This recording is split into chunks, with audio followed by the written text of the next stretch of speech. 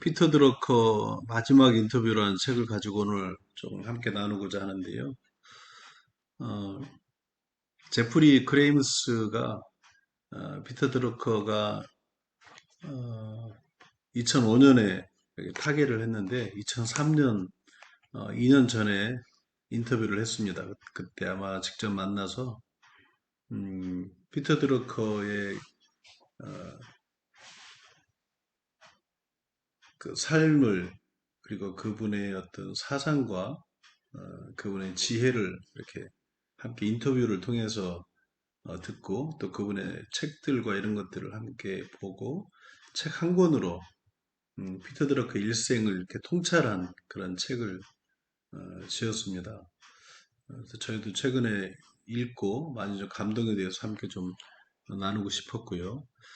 이 반세기 전에 이미 피터 드러커는 4차 정보혁명, 4차 산업혁명이 있을 것이라는 것을 얘기는 했었고,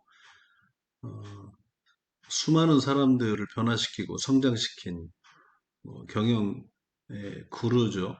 경영이라는 그 단어를 만드신 분이고, 경영을 체계적으로 이렇게 대중들에게 알기 쉽도록 이렇게 전하신 분입니다.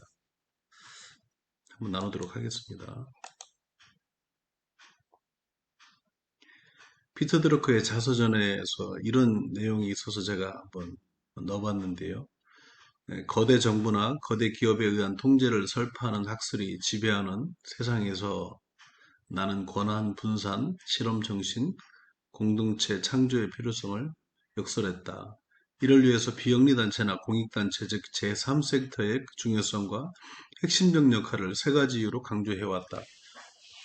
첫째, 독립성, 다양성을 키우는 요람을 제공한다. 둘째, 가치관의 수호자 역할을 한다. 셋째, 공동체의 지도력과 참여정신을 공급하는 원천이다. 이렇게 피터 드러커가 자서전에서 얘기했었는데 그 마지막 말년에는 기업보다는 비영리단체, 교회나 병원, 학교 이런 또그 국가 이런 비영리단체들을 많이 이렇게 함께 작업을 했고 컨설팅을 했고요. 비영리단체의 경영이라는 책에서도 보면 비영리단체가 앞으로 미래사회에 수많은 일자리를 만들어내고 새로운 문화들을 만들어내고 거기에도 또 경영이 접목되어져서 새로운 경영자들을 이렇게 세워갈 수 있는 그런 공동체를 아마 인식했던 것 같습니다. 드러커는 과거를 버리고 미래를 준비해야 한다는 정신으로 삶을 살아왔고요. 그러는 동안 그는 짓기 위해서는 부숴야만 한다.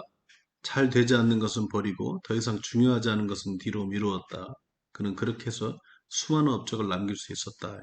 오늘 저자가 이제 그렇게 피터 드러커에 대해서 평가를 한 부분이 있어서 기록해 봤습니다.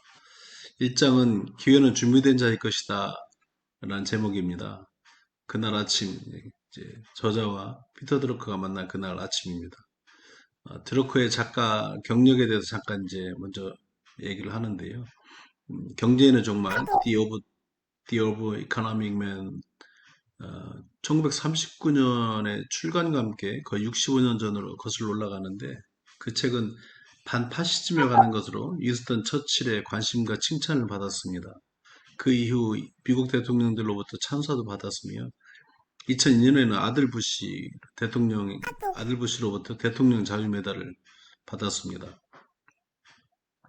이 저자는 드러커를 만나고 이렇게 한마디로 얘기했습니다. 드러커는 거짓되거나 개선된 겸손이 없다는 것을 알게 되었다. 피터 드러커가 우연히 경영의 세계에 발을 디뎠다고 말할 때 나는 진심을 느꼈다. 이 두 분이 한참 얘기를 하다가 피터 드러커는 수많은 경영인들에게 컨설팅을 하고 또 그 사람들을 변화시키고 또 성장시키고 그런 일들에 굉장히 많은 영향력을 끼치고 수많은 책을 지었는데 경영을 하지 않았다. 그렇게 얘기를 해요. 그러면서 이제 본인이 직장을 다녔던 신문사라든지 뭐 이렇게 그 투자회사라든지 이런 데 잠깐 다녔던 잠깐 동안의 그런 걸 얘기하면서 이것이 내 기업 경영의 전부다 이렇게 얘기하니까 그 저자가 선생님은 경영 컨설턴트입니다. 이렇게 경영자가 아니어도 되지 않느냐 이렇게 아마 얘기한 것 같고 음, 그러자 컨설 이 피터 드루커가 곧바로 컨설턴트는 리스크를 지지 않는다 이렇게 얘기를 했다 그래요. 그러면서 컨설턴트의 실수로 큰 대가를 치르는 쪽은 의뢰인이다, 경영자다라고 했다는 것이죠. 근데 이 무슨 얘기인가 생각을 해봤는데 어, 컨설턴트는 분명히 뭐 이렇게 잘못된 컨설턴트를 하더라도 책임을 지거나 리스크를 가졌다는 얘기를 들어본 적은 없습니다. 근데 그 얘기를 굳이 피터 드러크가 그날 아침에 이렇게 얘기한 것은 어, 그 책임을 회피한다는 쪽이 아니라 리스크가 없기 때문에 대충 한다는 것이 아니라 그 자기가 그 리스크보다도 더 막중한 책임감을 가지고 아마 경영자가 리스크를 짓지 않도록 그런 자세로 컨설팅을 했다는 얘기로 제가 조금 이해를 했는데요. 오버할 수도 있겠지만 그렇기 때문에 아마 그 더 좋은 통찰력을 가지고 시장을 바라보고 현장에서 일들과 자기의 이론적인 어떤 컨설팅이 그 사이에서 괴리감이 생기지 않도록 하기 위해서 피터 드러커는 수많은 책들을 본 것 같아요. 수많은 지식을 섭렵을 했습니다. 모든 다양한 분야의 과학과 물리와 또 어떤 역사와 어떤 철학과 수많은 어떤 경영에 관련된 것뿐만 아니라도 경영이 사실은 뭐 그런 모든 것을 어, 이렇게 포함한다고 해도 종합예술이라고 해도 과언이 아니지만 아마 그래서 더 많은 것들을 공부하고 지속적으로 학습을 했던 것 같습니다.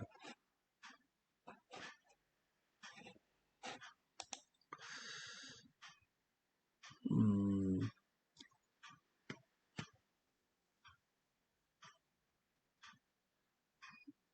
피터 드루커가 이렇게 경영학의 구루가 되고 또 피터 드러커 수많은 어떤 인재들을 키우고 많은 기업들과 비영리 단체들과 국가 또 심지어는 아주 작은 기업들까지 많은 컨설팅을 하고 도움을 주고 사람들을 세우고 통찰력 있는 질문과 어떤 그런 통찰력 있는 시각을 가지고 했는데 어, 결정적으로 이렇게 이 그런 길로 방향을 들어선 그 결정적인 역할을 한 책이 두 번째 책입니다. 기업의 개념이라는 책인데요. Concept of the Corporation인데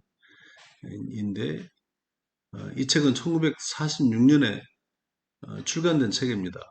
그래서 이 책에 이제 대기업 GM의 내부 경영 활동을 처음으로 결점까지도 자세히 볼 수 있게 해준 그런 책인데 이 책은 역사의 획을 그은 책이라고 하였고요. 이 책에서는 분권화를 주장하며 하부 조직 그리고 실제로 일을 하는 사람들에게 의사결정을 위임하는 과정을 보여주었죠. 분권화는 이 책뿐만 아니라 피터 드러커의 다른 글에서도 주요한 테마였는데 그는 소수의 핵심 인원이 회사 전체에 호통치듯 명령하는 큰 회사는 아무리 다양한 사업을 벌려도 실패하기 쉽다고 확신했습니다. 드러커는 또한 근로자의 인간화를 설득력 있게 주장을 했고요. 드러커는 또한 자치적 공장, 공동체 창설을 주장하면서 근로자들에게 의사결정 권한을 더 많이 부여해야 한다고 주장했죠. 기업의 개념을 출판한 계기로 트러커는 일생 동안 바꿀 수 없는 길로 들어서게 됩니다. 경영학 교수로, 또 경영 컨설턴트로, 또 저자로, 경영학 저서, 작가로서 드러커가 걸어온 발걸음은 늘 미지의 세계로 그를 인도했고 그는 올바른 것이라고 느끼면 기회를 거절한 적이 없습니다. 그래서 일장의 기회는 준비된 자의 것이다 라고 했던 것 같은데 오히려 기회가 왔을 때 유연하게 활용을 했습니다. 드러커는 불확실한 미래를 위해 이미 입증된 과거를 버리면서도까지 유연성을 유지했고 달리 표현하면 사람들이 자주 가지 않는 길이 때로는 목적지에 가장 빨리 도착하는 길이 된다. 그런 모험적인 첫걸음을 언제나 기꺼이 내디뎌야 한다. 물론 어떤 그 기업을 경영하는 거 하면서 겪는 리스크와는 다르지만 그는 인생에서 새로운 어떤 기회가 왔을 때 그 기회의 문을 열고 들어갔던 것 같습니다. 어, 그렇기 때문에 아마 그런 자기 인생에서 리스크를 충분히 감당할 수 있었기 때문에 경영자의 리스크 감당하는 것이 어떤 것인지를 알았고 적극적으로 그럼에도 불구하고 컨설팅을 할 수 있었던 것이 아닌가 생각이 되네요. 제 2장은 항상 실행이 우선이다는 제목인데요. 기업의 생존과 번영에 직접적이고 핵심적으로 영향을 끼치는 모든 영역에는 반드시 목표가 있어야 한다. 드러커는 이를 수행하고 조직하고 기여하고 개발하고 준비하여 성취하는 것이 경영의 핵심이라고 했습니다. 그의 글 속에는 행동, 액션이야말로 성공적인 경영의 결정 요소임을 의미하는 수십 개의 단어와 구절로 가득합니다. 이는 목표를 달성하게 만드는 책임 있는 행동을 말하는 것이고요.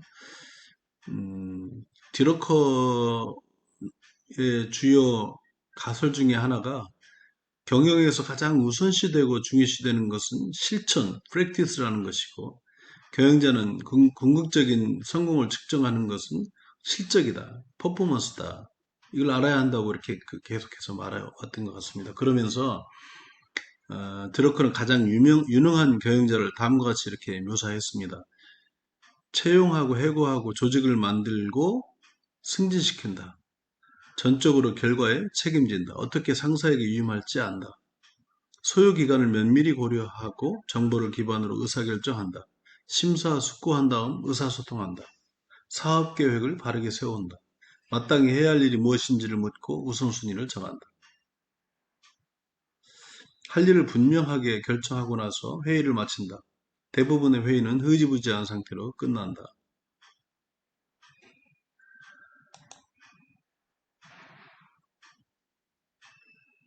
이 장의 두 번째인데요. 실행의 필요 조건은 버리는 것이다. 이렇게 되어 있습니다. 드러커가 이룩한 대부분의 지식 체계는 경영자와 지식 근로자가 생산성을 높이는 데 그 목표를 두고 있고, 드러커가 1960년대에 지식 근로자라는 단어를 만들었는데 그들을 도제 노동자라기보다는 교육받은 노동자로 묘사하기 위해서였습니다. 지식 근로자는 숙련 노동자가 아니다. 지식은 학교에서 배우는 것이지 도제 방식으로는 배울 수 없기 때문이다. 경영자에 대한 평가는 오직 어떤 성과를 이루었느냐에 달려 있으며 실행, execution은 반드시 단순히 일을 완수하는 것이 아니라 올바른 일을 완수하는 것이라고 드러커는 생각을 했던 것 같습니다. 가장 유능한 리더는 실행하는 것과 버리는 것이 동전의 양면임을 알고 있으며 동전 기업들보다 지속적으로 더 좋은 성과를 내는 조직은 시대에 뒤진 전략과 제품 그리고 프로세스를 버릴 줄 아는 조직이다. 오로지 이러한 정화 과정을 통해서만 조직은 스스로 거듭날 수 있다. 계획적으로 버리는 것이 지속적인 실행의 선행 조건인데 버리기로 결정하면 뜻밖의 기회가 올 수 있다라고 했습니다. 낡고 가치 없는 것을 계획적이고 의도적으로 버리는 것이야말로 새롭고 유망한 것을 추구하는 전제 조건이다. 창조적 폐기라는 말로 다른 곳에서는 표현을 많이 했던데 계획적이고 의도적으로 버려야만 그것이 전제 조건이라는 것입니다. 변화에 대한 새롭고 유명한 것을 얻을 수 있는 그리고 무엇보다도 버리는 것이 혁신의 열쇠다 이렇게 얘기를 했는데 버림으로써 필요한 자원을 자유롭게 쓸 수 있을 뿐만 아니라 동시에 낡은 것을 교체하고 새로운 것을 찾도록 자극을 주기 때문이다. 버리는데 어떻게 자유롭게 쓸 수 있는가? 우리가 크리스찬으로서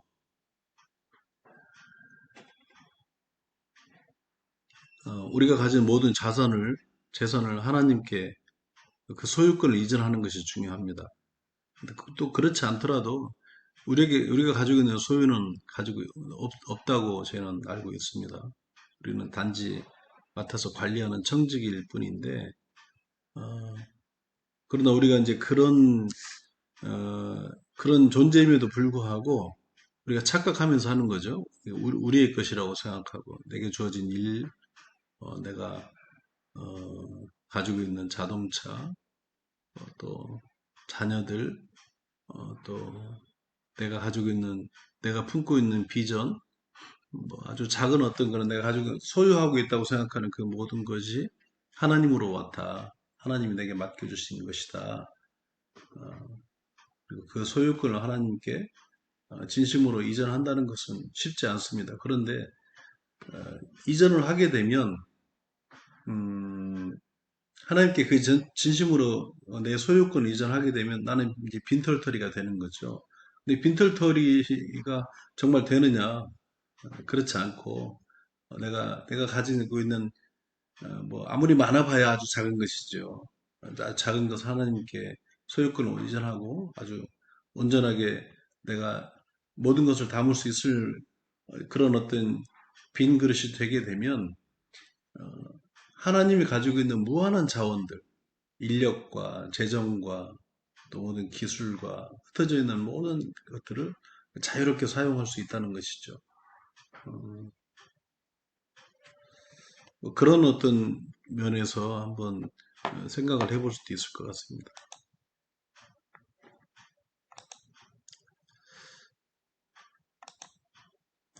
세 번째 장은 망가진 화장실 문이라는 제목입니다. 망가진 화장실 문, Broken Washroom Doors는 드러커가 경영의 실제라는 책, 세 번째 책이죠. 내용으로 그 배경은 다음과 같습니다. 미국 북서부 어느 철도회사에서 일어난 일로 회사가 관할하는 소규모 역들은 경비 절감을 위해 화장실 문의 열쇠를 하나씩만 가지도록 했습니다. 승객들이 그 열쇠를 반납하지 않고 가버릴 경우에는 창구 직원은 문을 열 방법이 없습니다. 그래서 새로 열쇠를 만드는데 20센트가 들지만 회사 내부 규정상 자본적 지출에 해당되므로 본사의 승인을 받아야 하고 6개월이나 소요가 되었는데 할 수 없이 창구 직원이 자기 돈을 들여서 열쇠를 다시 만들기도 했지만 대부분은 도끼로 아예 문을 망가뜨리는 경향을 보였다고 합니다. 결과적으로 회사는 부서진 문을 수리하느라고 매년 더 많은 돈을 지출하게 되었는데요. 이처럼 이러한 어떤 망가진 화장실 문과 같은 오류를 모든 기업은 나름대로 가지고 있고 그런 잘못된 행동을 강조하고 또 보상까지 하고 또 올바른 행동하는 것에 대해서는 벌하고 금지하는 이른바 부서진 화장실 문과 같은 잘못된 지침과 정책과 절차와 방법들을 가지고 있다고 합니다. 공감이 가는 얘기라서 좀 불행하네요. 올바른 시스템을 보호하라. 이런 망가진 시스템, 화장실 문이 생기지 않도록 시스템을 잘 보호하라고 되어 있는데요. 경영자가 작은 사고나 잘못된 정책, 비합리적인 방법, 업무 수행을 방해하는 습관 등을 최소화할 수 있는 길은 첫 번째, 최대로 기여할 수 있는 곳에 최고의 인재를 배치하라는 것입니다. 예를 들어서 강점을 기준으로 사람을 배치하라, 적재적소에 인재를 어, 이렇게 배치하라는 얘기고, 두 번째는 우선순위를 적으라고 합니다. 단 두 가지를 넘지 않도록 해서 우선순위에 따라서 일을 하도록 하라는 거고요. 모든 경영자가 시장에서 고객과 함께 시간을 보냄으로써 외부 지향적 시각, 아웃사이드 인을 유지하도록 하라.